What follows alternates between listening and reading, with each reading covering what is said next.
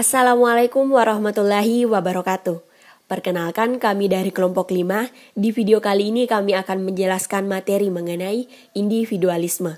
Adapun anggota dari kelompok 5 yaitu Fatul Mutmainnah, Yudit Tiarhasa Semara, Ainiah Nugrayana Burhan, dan Badrayanti Mutiarani. Pengertian prinsip individualisme. Menurut Chaplin, prinsip adalah patokan dasar bagi kelakuan. Dengan kata lain, prinsip adalah berbagai hal yang harus dijadikan patokan atau pedoman dalam menentukan berbagai hal. Dengan demikian, yang dimaksud prinsip individualisme adalah segala sesuatu yang dijadikan dasar seseorang untuk melakukan kegiatan berdasarkan kehendak pribadinya tanpa memikirkan orang lain. Individualisme adalah salah satu sikap yang menonjol dari kebebasan personal, sedangkan individuality adalah segala sesuatu yang membedakan individu dari individu lainnya. Selanjutnya, mengenai konflik yang timbul akibat sikap individualisme.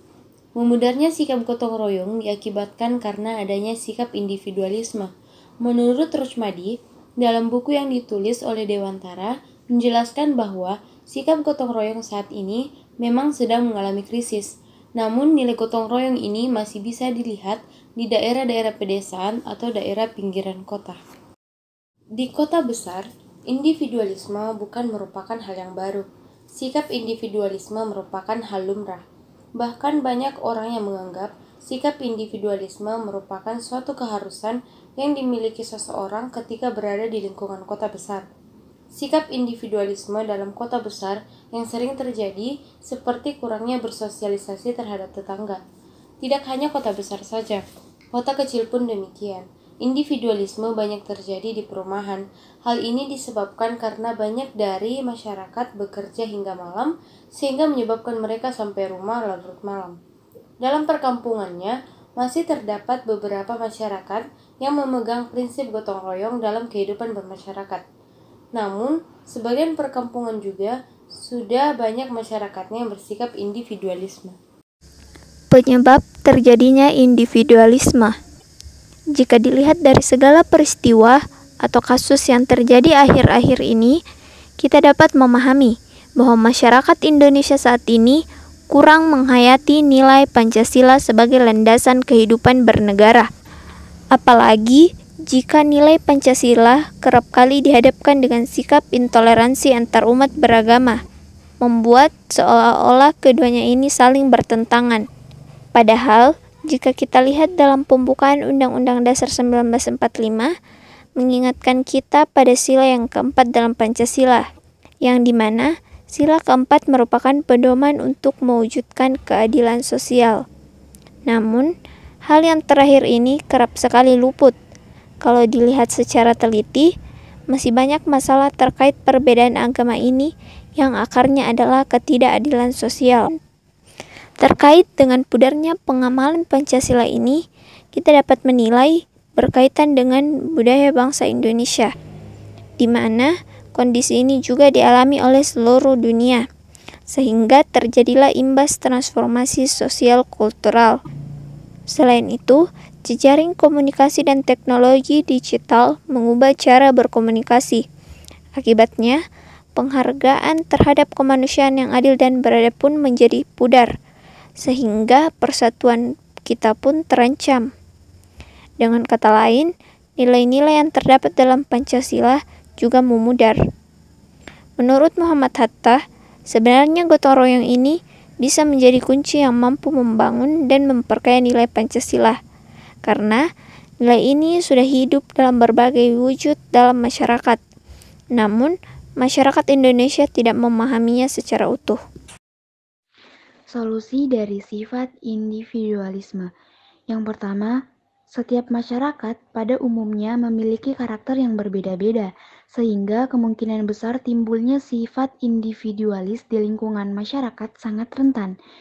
Oleh karena itu, salah satu cara untuk mengatasi supaya tidak terjadi hal tersebut, maka yang seharusnya kita lakukan adalah membuat prioritas berdasarkan moral.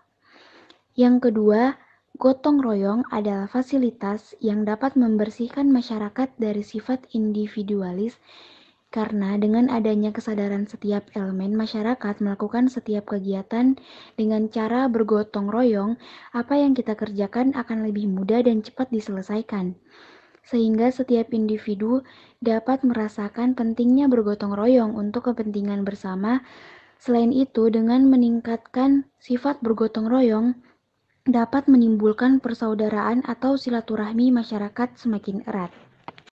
Ketiga, di era globalisasi ini, sifat individualis sudah banyak melekat pada masyarakat luas. Hal ini terjadi karena kurangnya kepedulian terhadap masyarakat yang satu dengan yang lainnya, sehingga kurangnya interaksi di setiap individu. Oleh karena itu, agar masyarakat menyadari betapa tidak pentingnya hidup egois, kita harus menyadarkan masyarakat dengan cara meningkatkan rasa solidaritas atau kepedulian antara individu satu dengan yang satunya, yaitu berbagi. Yang keempat, menumbuhkan sifat rela berkorban. Hal ini dapat menjalin interaksi dengan individu yang satu dengan yang lain. Yang kelima, sebagai makhluk sosial yang artinya manusia tidak bisa hidup sendiri, yang mana manusia harus bersosialisasi dengan sesama. Jadi kita terdapat masyarakat yang individualis. Yang seharusnya kita lakukan adalah meningkatkan sosialisasi kepada masyarakat tersebut. Keenam, kewajiban perhatian kepada orang lain dan tanggung jawab akan jauh lebih menguntungkan untuk menghindari rasa individualisme yang egois dan hanya memikirkan hak-hak pribadi. Dengan uluran tangan baik kecil maupun yang tidak kecil kepada orang lain, maka kita akan perlahan-lahan menghancurkan individualisme yang bersarang dalam hati kita. Dengan itu, hubungan kita dengan lingkungan masyarakat sekitar menjadi lebih baik. Yang ketujuh, dengan menanamkan kesadaran dan motivasi pada individu, sehingga individu akan berubah dengan kesadaran dirinya sendiri. Nah, itulah tadi materi mengenai individualisme. Sekian dan terima kasih. Wassalamualaikum warahmatullahi wabarakatuh.